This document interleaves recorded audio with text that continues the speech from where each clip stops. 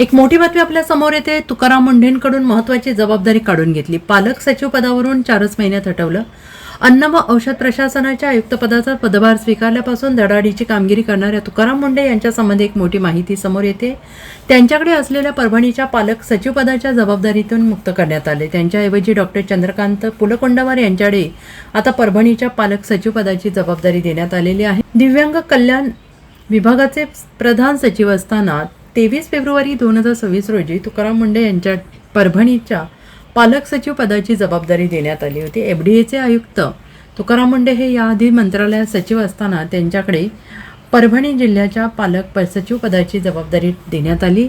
आता तुकाराम मुंढे हे सचिव नाहीत, त्यामुळे त्यांच्याकडे असलेली पालक सचिव पदाची जबाबदारी दुसऱ्या अधिकाऱ्याकडे सोपवण्यात आली. डॉक्टर चंद्रकांत पुलकोंडवार यांच्याकडे आता परभणीच्या पालक सचिव पदाची जबाबदारी असेल. डॉक्टर चंद्रकांत पुलकोंडवार हे सध्या राज्याच्या ग्रामविकास आणि पंचायत राज विभागाचे सचिव आहेत.